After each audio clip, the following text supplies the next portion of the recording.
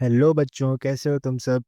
आज की क्लास में हम लोग लाइंस एंड एंगल्स के असर्शन रीजन और केस बेस्ड क्वेश्चंस को कंप्लीट करेंगे। देखो, बहुत इजी है। बस एक असर्शन रीजन और एक केस बेस्ड है। और सारे क्वेश्चंस बच्चों कॉन्सेप्ट पे बेस्ड हैं, कुछ सॉल्व करने वाले नहीं है। ठीक है, तो तुम्हें अगर लाइंस एंड एंगल्स के वो जो तीन चार प्रॉपर्टीज हैं वो अच्छे से आती हैं, कॉम्प्लीमेंट्री एंगल्स, सप्लीमेंट्री एंगल्स, ये दोनों चीज़ें पता है क्या होता है, तो तुम सारे इजीली कर लोगे। ठीक है, कुछ डरने की जरूरत नहीं है।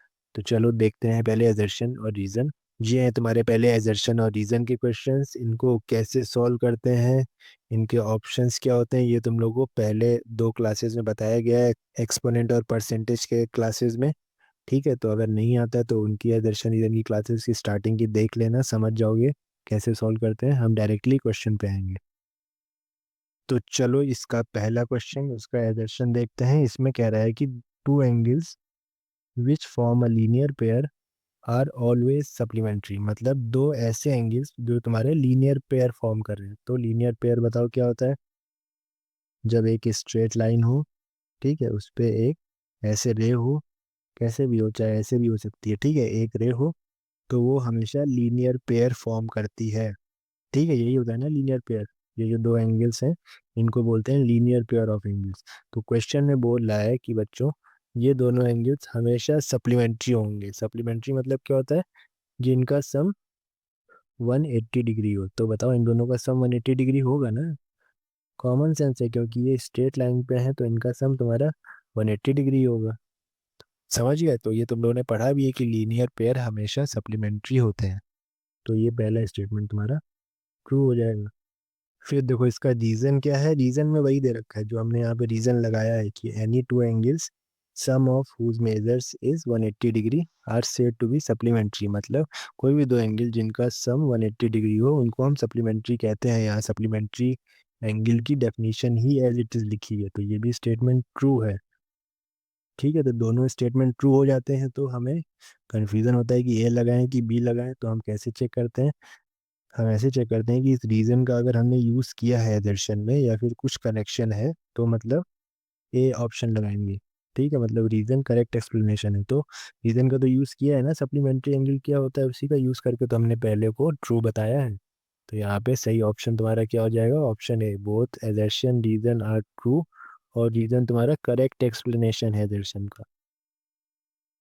ठीक है बच्चों, तो इसका ए ऑप्शन तुम लोग सही कर लेना। अब देखो इसके सेकंड क्वेश्चन में एजर्शन क्या कह रहा है कि when two straight lines intersect. मतलब जब दो स्ट्रेट लाइंस तुम्हारी इंटरसेक्ट करती हैं, एक दूसरे को काटती हैं, तो two pairs of vertically opposite angles are formed.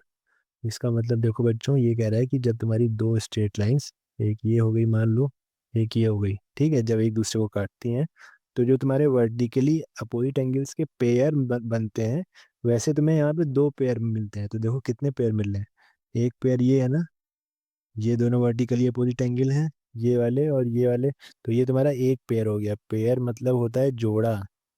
ठीक है, तो पेयर में हमेशा दो एंगल्स होते हैं, तो ये दोनों मिलके एक जोड़ा बना रहे हैं वर्टिकली अपोजिट एंगल का। और दूसरा जोड़ा कौन सा बना रहा है, देखो ये वाला एंगल और ये वाला एंगल भी वर्टिकली अपोजिट है, तो ये तुम्हारा दूसरा पेयर बन गया, दूसरा जोड़ा बन गया। तो यहाँ पे टोटल कितने जोड़े बने, दो पेयर बने ना। तो तुम्हारा स्टेटमेंट ये वाला क्या है, ट्रू है। समझ गए। अब इसके बाद इसका रीजन क्या कह रहा है कि vertically opposite angles are always supplementary. अरे ये क्या बोल दिया, तो गलत बोल दिया ना। वर्टिकली अपोजिट एंगल्स तुम्हारे सप्लीमेंट्री थोड़ा ना होता है, वो तो आपस में इक्वल होते हैं ना। इसका मतलब ये गलत लिखा है यहाँ पे। सप्लीमेंट्री मतलब तो होता है जिनका सम 180 डिग्री हो। तो ये तुम्हारा स्टेटमेंट फॉल्स हो जाएगा। तो जब तुम्हारा एजर्शन ट्रू हो और रीजन फॉल्स हो तो तुम कौन सा ऑप्शन लगाते हो, ऑप्शन सी। अब बच्चों इसका तीसरा क्वेश्चन देखते हैं। तीसरे क्वेश्चन का एजर्शन कह रहा है कि दो एडजेसेंट एंगल्स, यहाँ पे एडजेसेंट एंगल्स की बात हो रही है, तो दो adjacent angles have a common arm and a common vertex. ठीक है, तो ये तो सेम एडजेसेंट एंगल्स की डेफिनेशन होगी ना। एडजेसेंट एंगल्स की डेफिनेशन यही तो कहती है कि उनमें क्या होता है। जैसे देखो ये तुम्हारे एडजेसेंट एंगल्स हैं, ये वाला एंगल और ये वाला एंगल आपस में एडजेसेंट है। तो ये एडजेसेंट कब होता है, जब इसमें एक आर्म तुम्हारी कॉमन होती है ना, ये वाली आर्म कॉमन है, ये इस वाले एंगल में भी है और इस वाले एंगल में भी है। और उनकी जो वर्टेक्स होती है वो भी कॉमन होती है। इस वाले एंगल का भी वर्टेक्स यही है और इधर वाले एंगल का भी वर्टेक्स तुम्हारा यही है।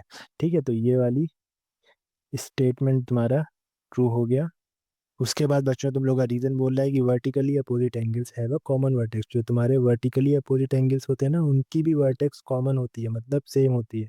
तो चलो बना के देख लेते हैं। तुम्हारे वर्टिकली अपोजिट एंगल्स क्या होते हैं, हमने दो लाइंस को ऐसे क्रॉस कराया, ठीक है।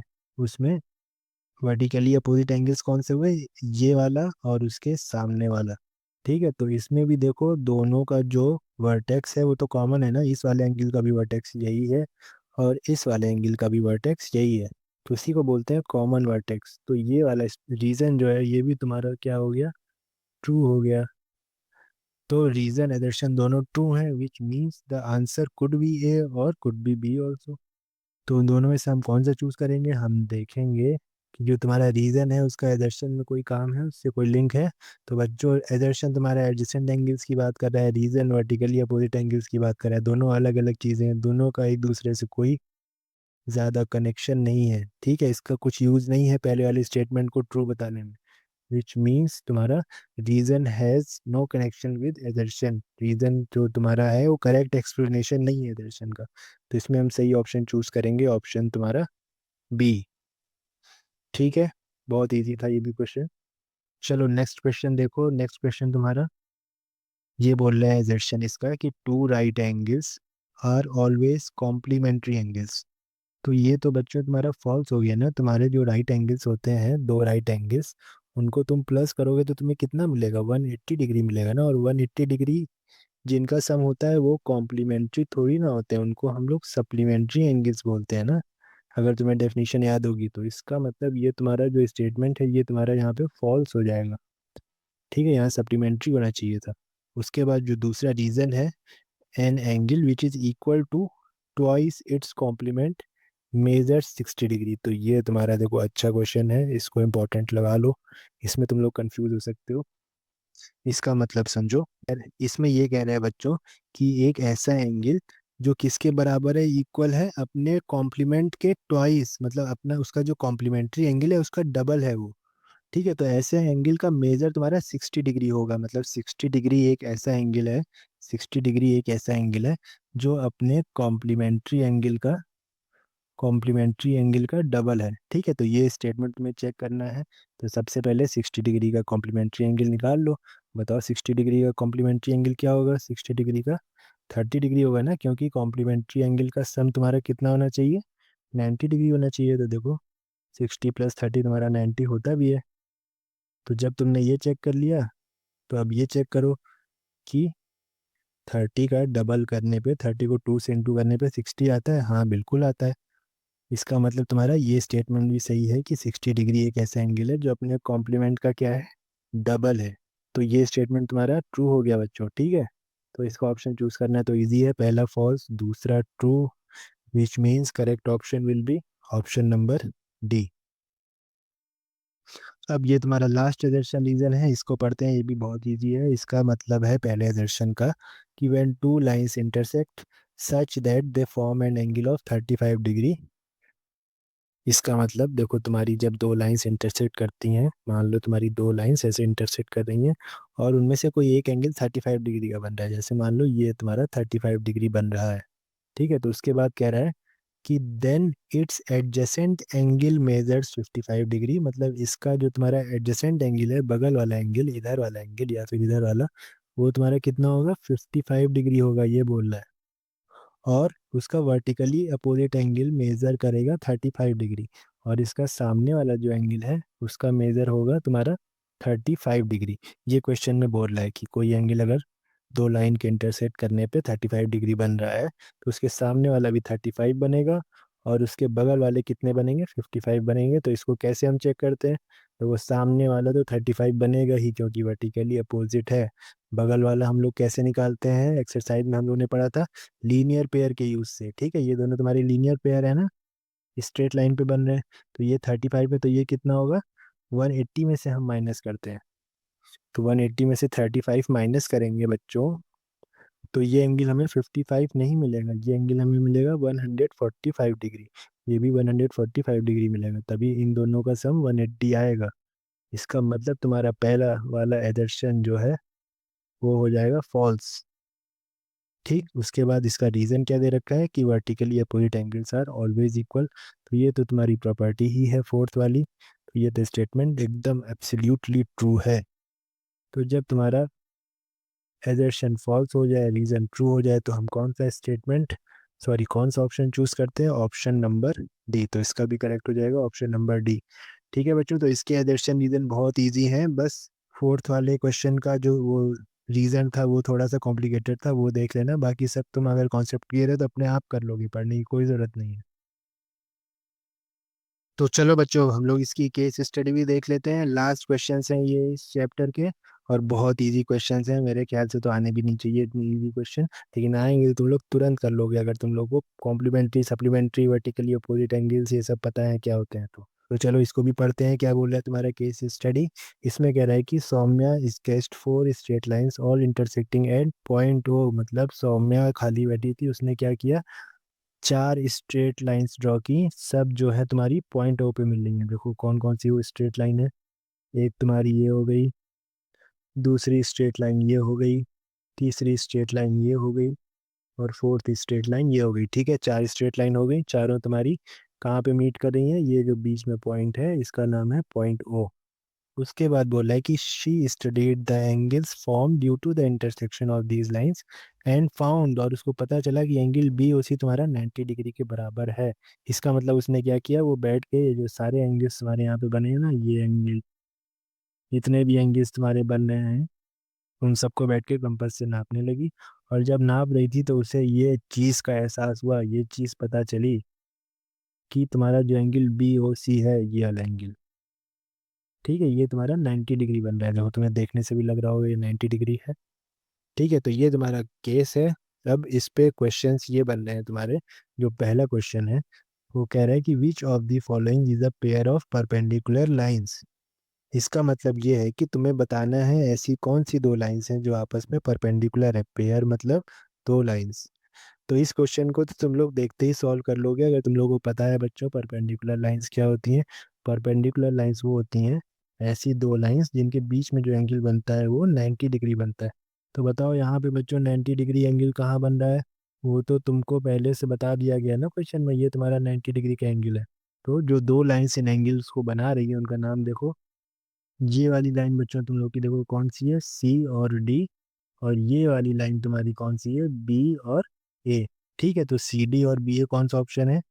सी डी और बी ए, ये ऑप्शन है। बी ए को तुम ए बी भी लिख सकते हो, चाहे बी ए पढ़ो, चाहे इसको बी ए पढ़ो, चाहे ए बी पढ़ो, सेम चीज़ होती है। ठीक है बच्चों, तो पहले क्वेश्चन का ऑप्शन हो जाएगा ऑप्शन बी। अब इसके बाद जो सेवेंथ क्वेश्चन है वो कह रहा है कि which of the following is a pair of complementary angles. का मतलब इनमें से कौन से तुम्हारे दो एंगल्स हैं जिनको हम कॉम्प्लीमेंट्री एंगल्स बोल सकते हैं, मतलब उनका सम 90 डिग्री होना चाहिए। तो बच्चों इसको तुम लोग देखो कैसे करना। तुम लोग एक तरफ से ऑप्शंस लेके चलना और फिगर में देखते रहना कि वो दोनों एंगल्स तुम्हारे कौन कौन से हैं, और वो दोनों 90 डिग्री बना रहे हैं कि नहीं। जैसे पहला एंगल है तुम्हारा एंगल ई ओ सी और सी ओ बी। तो देखो ई ओ सी कहाँ पे है तुम्हारा, ये ई है, ये ओ है, ये सी है, तो ई ओ सी तुम्हारा हो गया ये वाला एंगल। और सी ओ बी क्या हो गया, देखो सी ओ बी।